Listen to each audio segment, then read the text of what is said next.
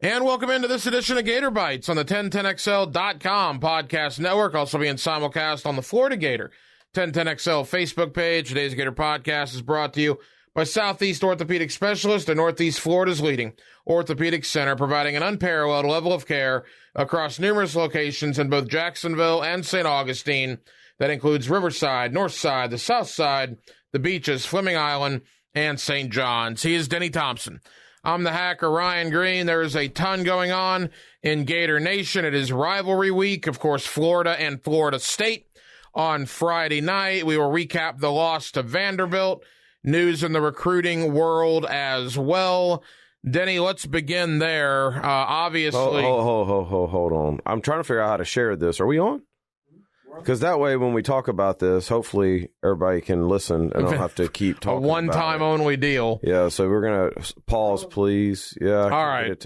So for people that don't know, and I'm assuming most people do that listen to this, but if you don't, Denny is the owner of 6 Points Quarterback Training here in the city of Jacksonville. Denny works with high school kids, college kids, professional athletes in the NFL. One of the kids you have trained at 6 Points is Marcus Stokes of Nice, who was committed to Florida for a few months.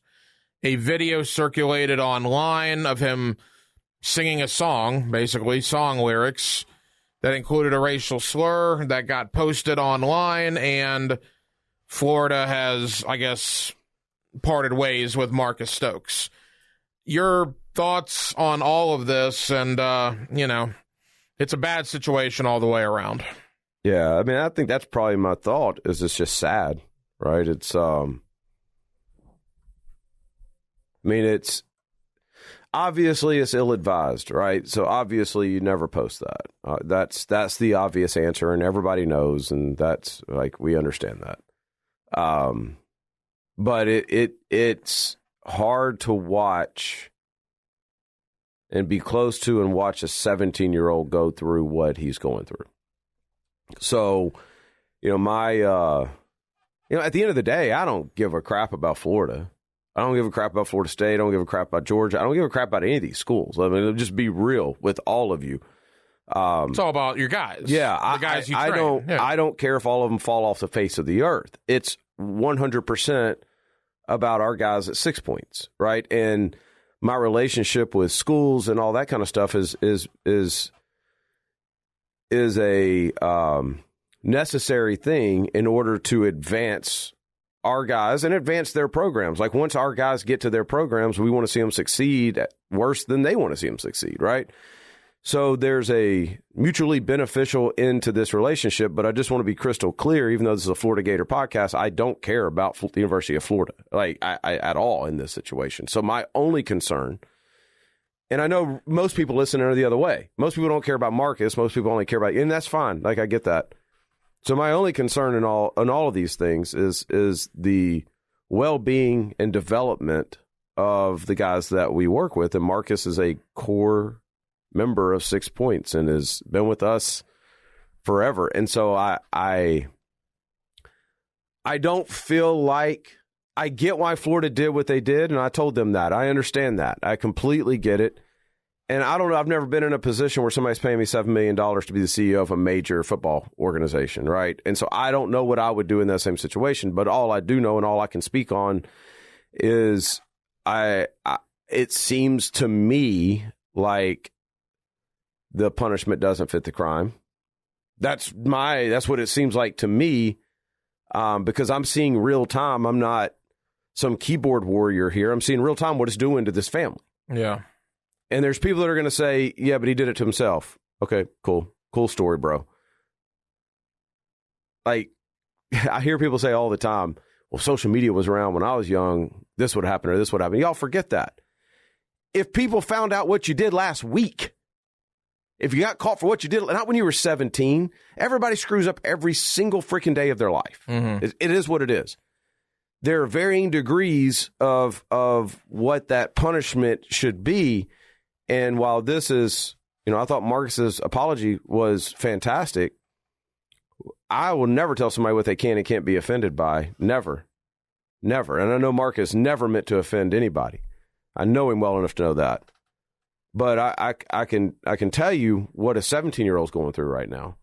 I know that for a fact, right? So this may be too fresh for me to talk about in a factful way, if that makes sense, because my only concern right now is Marcus. No, I totally get that. And look, I haven't had 1/100th of the interaction with Marcus Stokes that you've had. I think I've talked to him 4 or 5 times. Every conversation I've had has been unbelievably pleasant. He's a yes sir, no sir type kid. And look, I do think that when I heard about the story or heard about the video, and then obviously it got released. The video's not new. No. Let's because I think a lot of people assume like that Marcus was doing this Friday.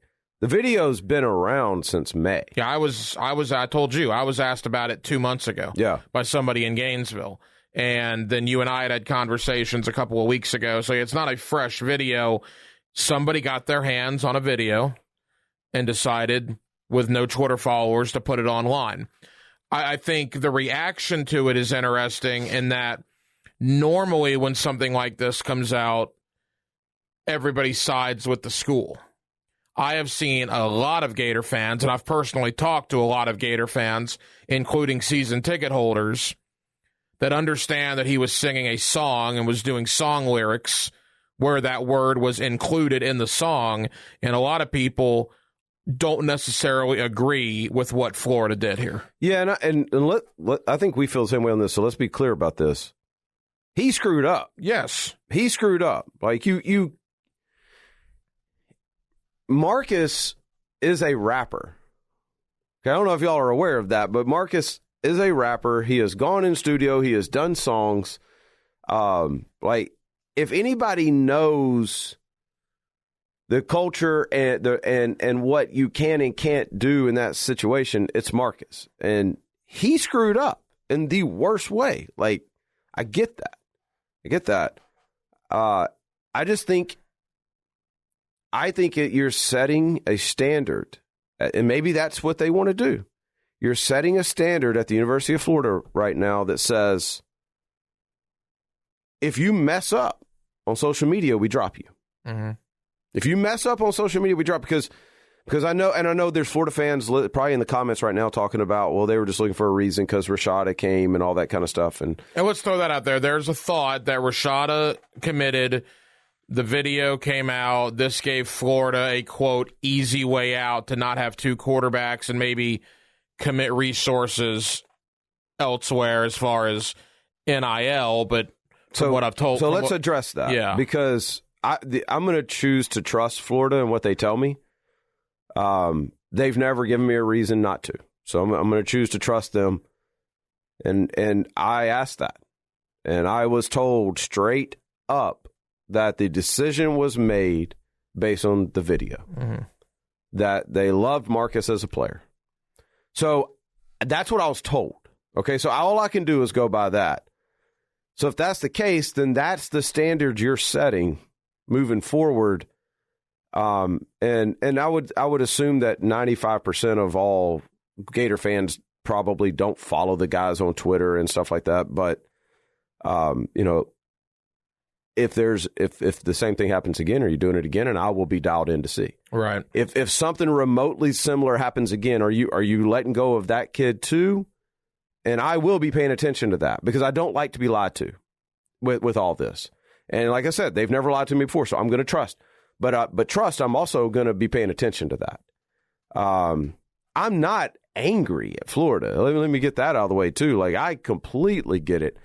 I wish in hindsight it could have gone a little different way because I think a large amount of the attention that it's gotten, I've been looking at the headlines.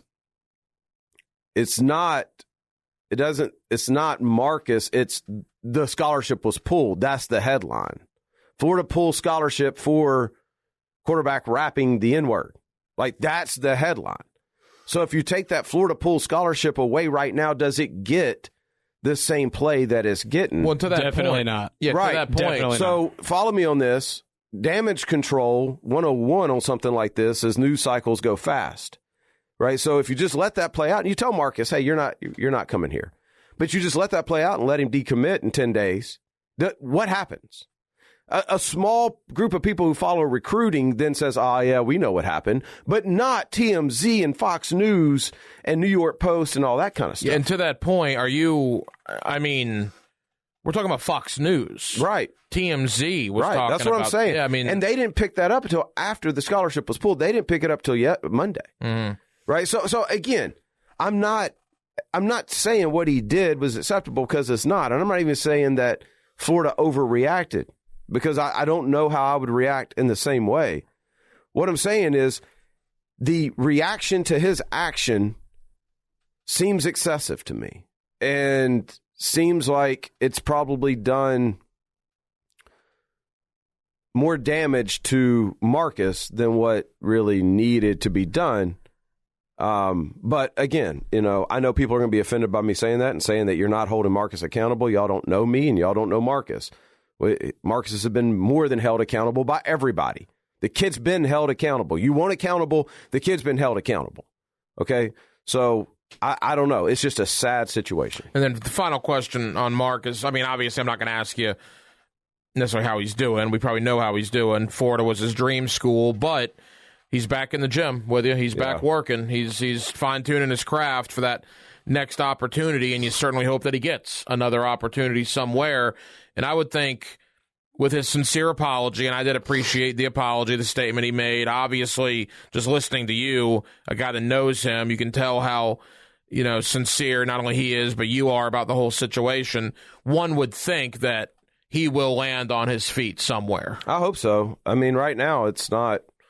Our phones are not blowing up right now. We're getting a couple of calls and a couple of people asking questions and things like that. I hope so. Listen, life is life, and it's like I told him. There's two scenarios in this. Is this can go away forever if you become average or you don't play well. Like, nobody cares anymore, right? If a normal kid posts the same thing, we don't hear about it. Or this can live with you the rest of your life because you're so freaking good that people keep trying to tear you down with it. And that's what I would pick. Like that. And that's what I picked for him. I told him, I'm like, I'm not running away from you. I'm running to you in this, because I want to be a small part in the story that this Joker's about to write that is going to be dope. Right. I have zero doubt. He's never going to do anything like this again. I know that.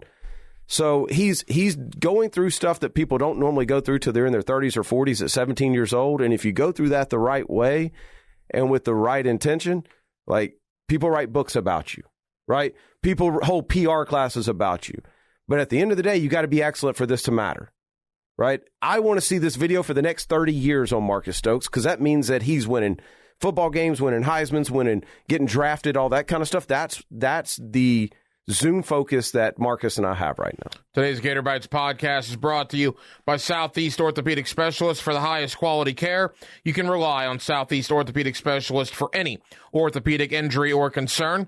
You can log on to their website by going to se-ortho.com, and you can listen for Southeast Orthopedic Specialists, the good doctor, Kevin Murphy, on Thursday mornings in the 7 o'clock hour with Jeff and Dan right here on 1010XL for his weekly analysis of injuries in sports. From one quarterback you train to another. You also train Anthony Richardson. You've done so for a number of years. That was it wasn't Anthony's fault. It was penalties, the punt return fumble. I have no idea what Jason Marshall was doing in that situation. But the loss in Nashville, first to me, Denny, unacceptable loss under Billy Napier. That Vanderbilt team's not any good. And Vanderbilt fans were celebrating, and good for you, the 15,000 of you that were actually in the stadium on Saturday. But that Florida team is better than Vandy. What Vandy did that Florida didn't is Vandy looked like they cared, and Vandy didn't commit just atrocious penalties, turnovers, etc. Inexcusable loss in Nashville. And now you go to Florida State on Friday night, a team that I would have to think smells blood in the water for the last 4 years of beatings that Florida's put on them. Yeah, I don't know if y'all noticed this, but I thought Vandy was faster than Florida. They looked faster. Watching that game, they looked tougher to me. It was, what I thought was... Looked like they wanted to win the game more, I'll give you that. When you look at the run game, when you look at all that kind of stuff, correct.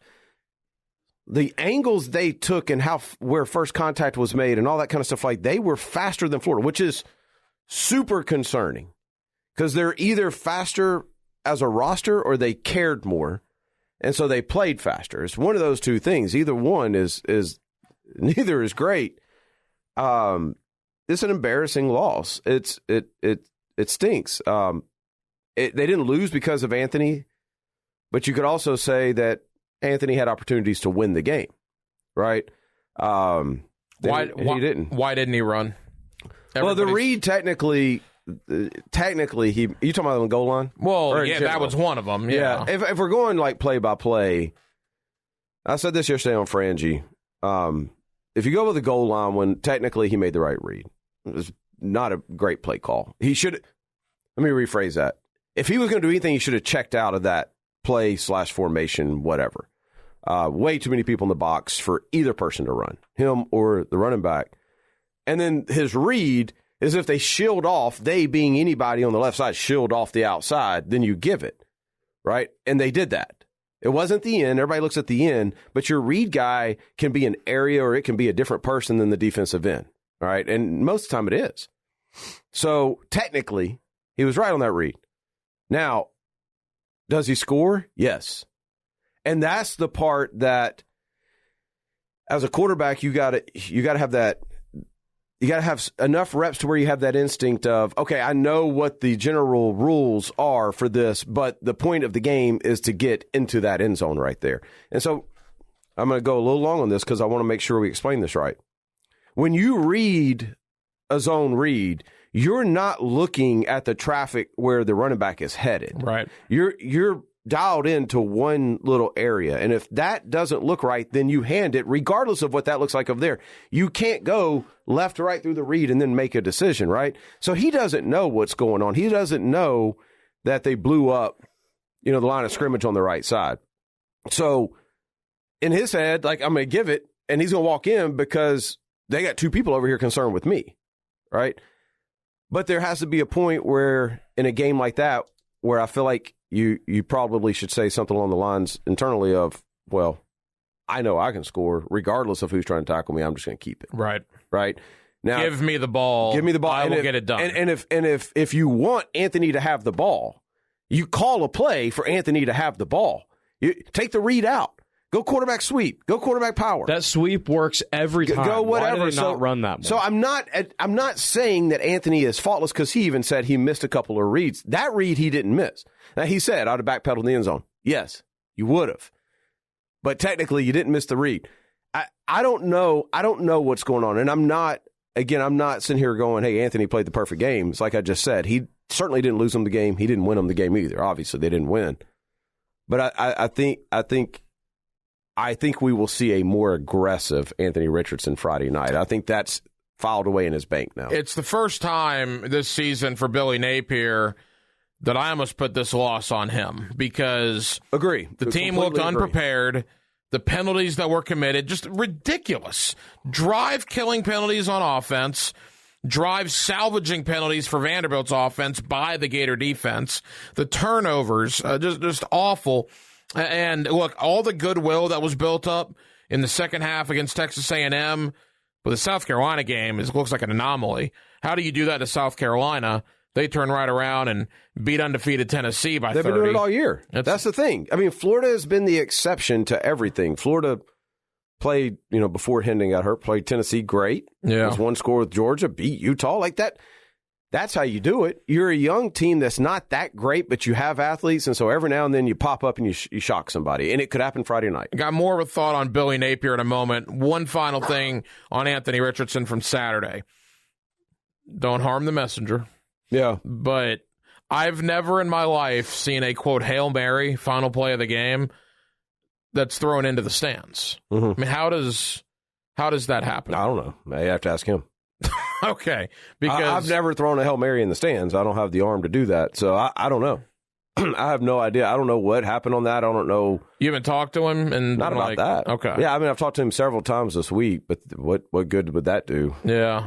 He knows. Just genuine curiosity at this point. Yeah. Been watching football a long time. He screwed that up. Why do I need to bring it up? Well, yeah. I mean, that's when you talk to these guys, like, they know they messed up. We're not revisiting what they screwed up. They're learning from their mistakes. Right? I mean, the odds of Florida scoring on that play are minute as is, but you got to always give your guy a chance, right? And they were not given here's a the chance. Thing. Against Vanderbilt, if your quarterback has an efficient 400 yards and 3 touchdowns, how does it come to a Hail Mary? Yeah. Right? Like penalties and turnovers. I understand that. Yeah. I think Anthony included in this. I think everybody in Nashville laid an egg. And here's the thing, like, for me, from a game planning perspective, you don't have any receivers. Like, why are you throwing the ball every time? Like, if you saw something in their defense that said, hey, we can throw for 400, okay, that's cool. But you didn't have you all your receivers are down. I mean, my one guy that had a great game got hawked down from 20 yards behind by a guy from Vanderbilt. Oh, Reynolds, yeah. By a guy from Vanderbilt, not Alabama. And that wasn't a touchdown, by the way. I'm glad they gave it to him. Helps Anthony's stats. But just a messed up day, man. Florida was a step or 2 steps closer. And I hear what you're saying about the goodwill, but the reality of it is they win Friday, then Vandy don't matter. Right, that's exactly right. Yeah. We'll get into that in a moment. Today's Gator Bytes podcast is brought to you by Southeast Orthopedic Specialists, and Northeast Florida's leading orthopedic center, providing an unparalleled level of care across numerous locations in both Jacksonville and St. Augustine.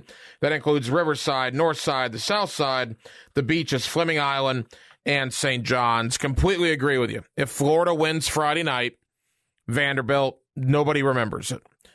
The problem is that Florida State team is really good. It's at night at Doak Campbell. Traditionally, Florida does not play very well there at night. It's a great atmosphere in Tallahassee at night. I will tip my cap to them at night. It is. Yeah. And when Osceola comes out there and Renegade, Gator fans, I know what you're going to say. If you've been there, you know what I'm talking about. That place is a madhouse, particularly at night. And the fact that it's Florida, the fact that Florida's beat them to death 4 years in a row, you want to talk about Jaws, seeing blood in the water and lurking. I think Florida State fans in particular really are excited about Friday night. Yeah, the great thing is the fans don't play the game. Right. And unfortunately, Jordan Travis does. And the fans don't get hit. And so if you're Florida, what's the old saying? Everybody has a plan until you get punched in the mouth. Yeah, that's true.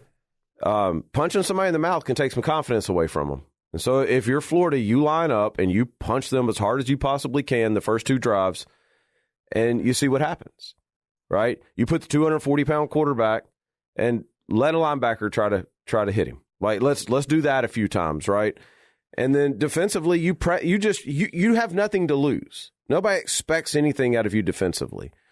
You press everybody, you pay attention to Jordan's feet, and you see what happens, right? And then you come out at halftime, and hopefully you're still in that football game, and then things start to tighten up. Place, it's going to be loud the whole night. But, again, you're not playing those 80,000 people. You're playing the 11 on the field. And so if you just take care of them, the rest take care of itself. Where do you think Florida is mentally coming into this game? You said you think they're going to play better. Well, I think I don't know about they. Anthony, I think, will play. I think Anthony will have a good. I'm excited about watching Anthony Friday night. I don't know where they're at. I mean, I think there's probably a large percentage of them that this game means everything to, right? It's not like the past couple of years where one team is 4-7. You know what I mean? Like, they're both trending in the right direction, I think everybody, and would agree with that. You could argue Mike Norvell, legitimately argue, he won't win National Coach of the Year, but he's on the ballot. Who will? Probably Lincoln Riley, right? First year at USC. Or no, Sonny Dykes at TCU. Yeah, maybe Sonny Dykes, yeah. Lincoln Riley, brought the team with him. But I'm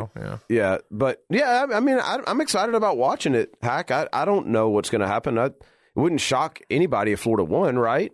You wouldn't be floored if Florida won. I would be surprised. I wouldn't be floored. I'd be surprised. On this side, maybe not. But for a Florida State fan, if you lose that game, That's catastrophic for them, I think, if they lose that game. I don't think it's catastrophic at all. Mike Norvell in year 3, looking as good as they do, losing to a Florida team at home that just lost to Vandy. I agree. I would have agreed with you, Graham, before Florida State did what they did to Miami, because you already beat Miami by 6 touchdowns. I mean, don't get me wrong. If the plan goes according to plan, this is going to be Billy Napier's worst team. Right. So Florida State needs to win the game. They need to end the losing streak. The next time Florida comes to Tallahassee in 2024, they better be significantly better than they are now. So I agree there is pressure on Florida State to win, but I don't know if it's catastrophic because you've already got 8 wins. You've already surpassed everybody's expectation. Who on earth had Florida State 16th in the country coming into Thanksgiving weekend when the season started? It's been a really good year already for Florida State. Yeah, it'll hurt your pride. Oh, sure. It'll definitely hurt your pride, but I think there's definitely more pressure on Florida than Florida State from the aspect of Napier's first year. He's lost to Tennessee. He's lost to Georgia, right? He's lost the rivalry games. He's lost to LSU. I don't agree with that. He's lost the rivalry games. Definitely don't agree with that. No. Why? Because Florida State is having their best year they've had in They're not playing years. for a natty, bro. I understand that, but this is their biggest rival. This is a night game in front of a sold-out crowd where Chief Osceola is going to get off the horse and plant the spear. Yeah. And Florida is terrible. They just lost to Vanderbilt. I think you're trying to make yourself feel better for the beating that's coming. We keep saying Florida's terrible. But Florida's been in every game. 4, right? It's I can't say that a team that just lost to Vandy isn't terrible. Okay. Well, then don't say it. I mean, that's fine. I just Tennessee's about to lose to them. Kentucky lost to them. You can't be terrible when you beat Utah, you beat South Carolina, who just beat Tennessee. You had a ball in the air to beat Tennessee and Neyland. I mean, they're not terrible. Well, I think the point and Graham's point is fair. You would have never guessed at the beginning of the year that Florida State would be a 9.5 point favorite over Florida. Right. You would have never thought Florida State would be in the top 20 and Florida would be unranked. Right. So, I understand. I definitely understand what Graham's saying, but I also think Billy Napier needs this one in the worst way heading into this offseason, because you cannot lose if you look at the great coaches in Florida history, what they've done really well is beat their rivals. Yeah. You cannot lose to every rival in a season. Well, I think Florida State's going to win the game pretty easily. Yeah. I think almost no matter what for Florida, of course winning would be huge, but almost no matter what, you can write it off as year 1, and Billy's going to get that excuse. True. No, that's true. Mike Norvell is in year 3 of a rebuild. But he's already answered the year 3 question. With a quarterback that's 80 years old in college football world. But here's the thing, and again, I'm not trying to put words in your mouth, but I've heard that a lot this week. To me, that's almost a coping mechanism.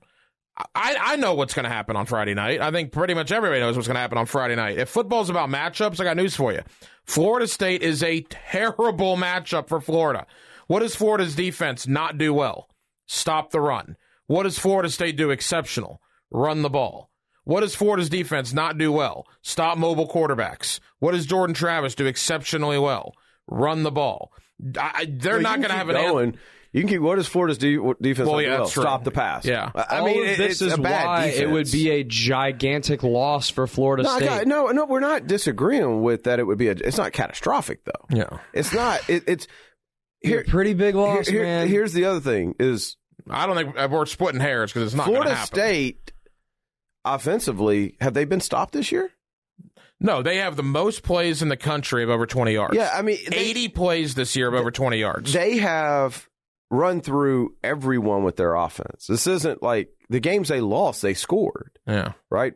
2 of the games they lost, they had a chance to win. The only game they didn't score was NC State. They scored every other game. NC State was the one they threw an interception at the end. Yeah, right? but they only got like 13 or 16 points. My point being, I think a lot of the questions that Florida State had before the year of can Mike Norvell coach at this level? Who's calling the plays?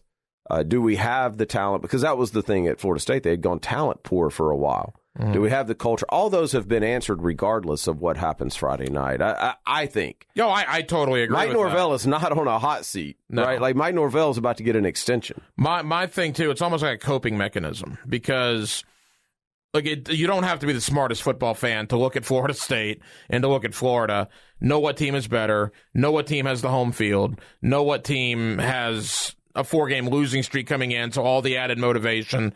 Combine that with Florida just losing to Vanderbilt. This is a wounded Florida team. So I agree. If Florida wins, it would be a bad look for Florida State, but they're going to a big-time bowl game. They're talking about playing Texas in the Cheez-It Bowl or something, which is way past any expectation they would have had coming into the year. And look, Florida, I will watch the game. I will hope Florida wins the game.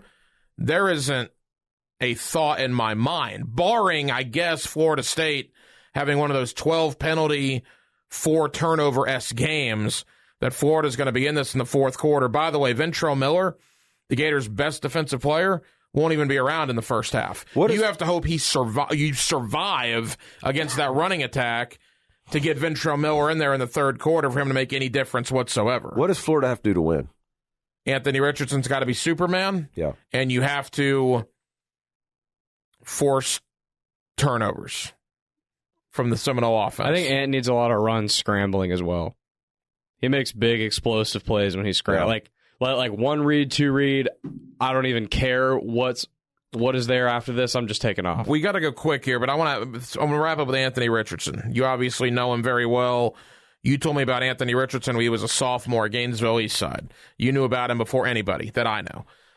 If this is his final game at Florida, and I think there's a strong indication that it is, if it is, regardless of what happens Friday night, how will Anthony Richardson be remembered as a Gator? I don't think he will be. I don't think Gator fans have forgotten about Kyle Trask, and Kyle Trask had an unbelievable year. It's just the way Florida is wired. Is we adore the guys who played multiple years. We Danny Warfel, right? Tebow, even Chris Leak, guys like that. Spurrier. So I don't think Anthony has a place in Florida history, and I hate that because it would be a great story with him being a Gainesville kid, right? And everybody loves Anthony. Nobody meets Anthony and doesn't like him. So he's got a lot of that, like from a personality standpoint, he's got a lot of Danny Warfel, Tim Tebow in him. He serves nonstop in the community.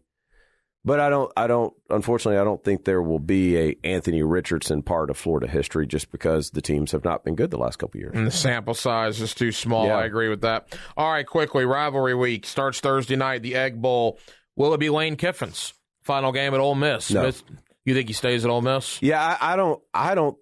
I could look like an idiot. I could look like an absolute idiot here.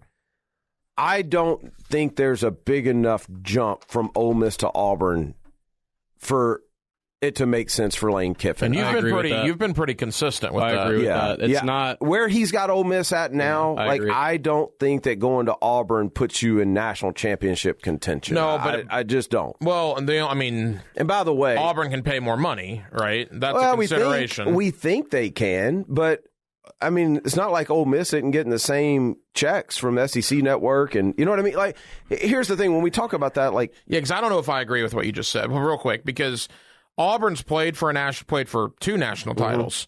They won 1 and they lost 1 in the last, 12 years, right? Cam Newton was 2011, Yep. And then they lost to Florida State in 13 or 14. Ole Miss hasn't played in an SEC championship game. Mm-hmm. So I don't think I agree with that Auburn's... it's definitely up for debate. I look at the 2 programs, and I see one program who's ecstatic to have Lane Kiffin, and who Lane Kiffin has changed the brand of that program, y'all. Like, you can say what you want to say, even when Hugh Freeze had it going, Ole Miss was not the cool place to be. I remember I'm around these kids all the time. Like, people want an Ole Miss offer because of Lane Kiffin and what he has built there.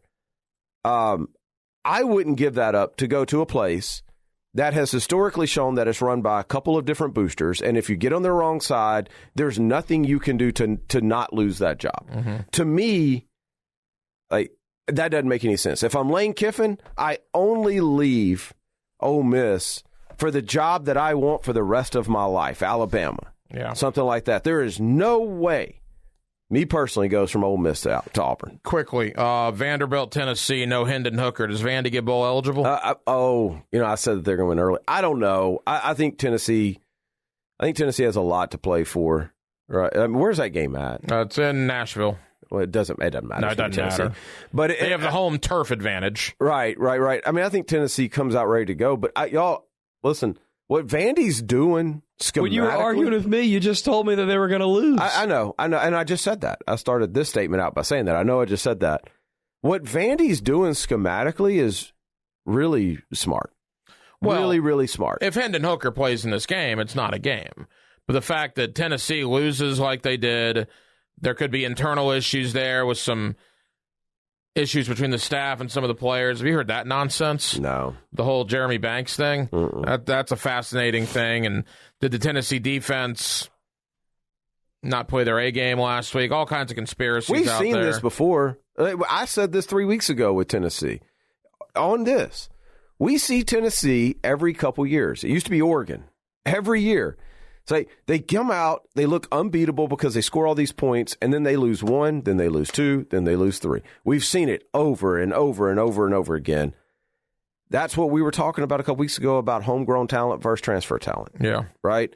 So, I mean, in effect, Tennessee season's over anyway. It doesn't really matter. So it depends on how they walk into Vandy Stadium. Do they walk in one to end the year on a good note, or have they mailed it in from disappointment? Other games, LSU, A&M, of course, the Iron Bowl, Auburn, Alabama.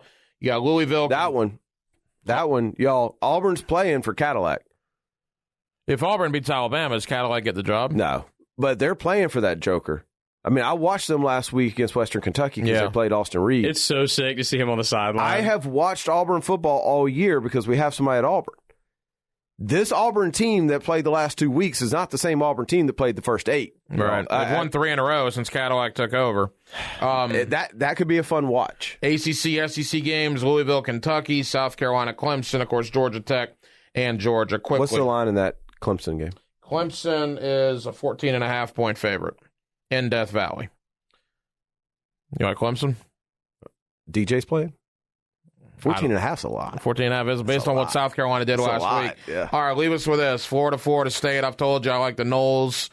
I like the Noles kind of big. I don't think it's much of a game in the fourth quarter. What say you?